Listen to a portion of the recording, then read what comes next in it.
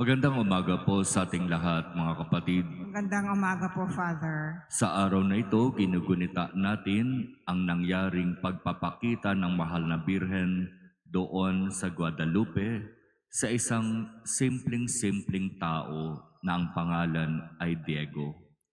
At kung babalikan natin ang iba pang mga nangyaring pagpapakita ng ating mahal na ina sa iba't ibang lugar, di ba iyon ay malinaw na may kaugnayan sa ating binasang ebanghelyo? Sa ebanghelyo sinasabi, si Maria ay nagmamadaling pumunta sa isang bayan sa kaburulan ng Huda, at doon ay inihatid niya ang magandang balita na sa kanyang pagiging aba o pagiging mahirap, pagiging simple, siya'y itinaas at kinilala ng Diyos. Siya ay magiging ina ng kataas-taasan. Kaya kung babalikan natin ang mga pagpapakita ng ating mahal na ina sa iba't ibang lugar, sa iba't ibang panahon, halos ang pagkakapare-pareho, ang pinagpapakitaan niya ay mga simple at ordinaryong tao. Hindi yung mga bigatin, hindi yung mga matataas o mararangal. Ang ating mahal na ina ay dumadalaw sa mga ordinaryong tao na may malaking pananalig at pananampalataya sa Diyos. At kung hindi man nakapag-aral sa kanilang pag-uugali, sa kanilang katangian, matatagpuan ang kababaan at kasimplihan. Kaya dito sa pagpapakita ng mahal na Birhen sa Guadalupe, ito yung isa sa sinasabing ang hirap ipaliwanag na apparition of the Blessed Virgin Mary. Sapagkat ayon sa kwento na alam naman natin, di ba? Ang ating mahal na ina sa kanyang kagustuhan na makapagpatayo ng simbahan doon sa lugar kung saan siya napakita, ay nagsabi kay Juan Diego, na magpunta sa obispo at sabihin na siya ay nakita ni Juan Diego doon sa lugar na yon at nagnanais siya na makapagpatayo ng simbahan doon. Pero dahil nga simple at ordinaryong tao, wala namang impluensya, wala namang sinasabi sa lipunan, hindi pinaniwalaan si Juan Diego.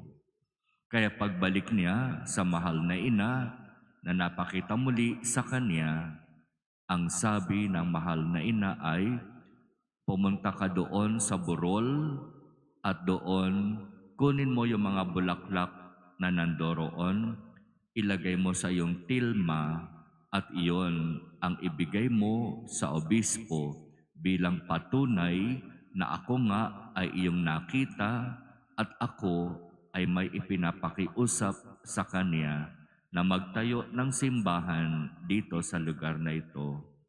Halos ganoon ang sinabi ng mahal na Birhen kay Juan Diego. At ayon sa sinabi ng mahal na Birhen, nagpunta si Juan Diego doon sa burol na yon at yung bulaklak na sinasabi ng mahal na Birhen, halos sa panahon ng pagpapakita, hindi iyon yung panahon ng pamumulaklak nitong halaman na ito. Pero dahil nga sinabi ng Birhen na magpunta doon si Juan Diego at manguha ng mga bulaklak, iyon ang nangyari. Kaya masasabi natin doon pa lamang meron ng isang himala na nangyari. Imposible na sa panahon na yon, ang mga bulaklak na hindi naman talaga dapat mamulaklak ay nagkaroon ng bulaklak. At lahat yon na nakuhang bulaklak inilagay ni Juan Diego sa kanyang tilma at siya'y nagpunta sa obispo. At alam natin kung ano nangyari, di po ba? Nung inilahad na niya ang mga bulaklak para ipakita sa obispo na nandoroon sa kanyang tilma. Ang humarap sa obispo ay ang napakagandang larawan ng mahal na birhen. At iyon yung larawan ng mahal na birhen ng Guadalupe. At yun yung makikita natin sa mga larawan ng Guadalupe, di ba? Katulad ng larawan na nandun sa ating mini retablo. Ang mahal na birhen ng Guadalupe ay nakaukit doon, nakalarawan doon sa tilma ni Juan Diego. At maraming mga eksperto ang sumuri, tumingin doon sa tilma na yon at sinasabi nila napaka-extraordinary itong tilma na ito na nagkaroon ng imahen o ng larawan ng mahal na birhen. Bawat detalye ay para bang nagsasabi ng napaka-importanting kahulugan. Bawat detalye ay may sinasabing importanteng mensahe para sa atin. At isa dito ay yung sinasabi na sa lahat ng mga naging imahen o larawan ng mahal na birhen na talagang nagmula sa kanya, ito yung larawan ng mahal na birhen na buntis.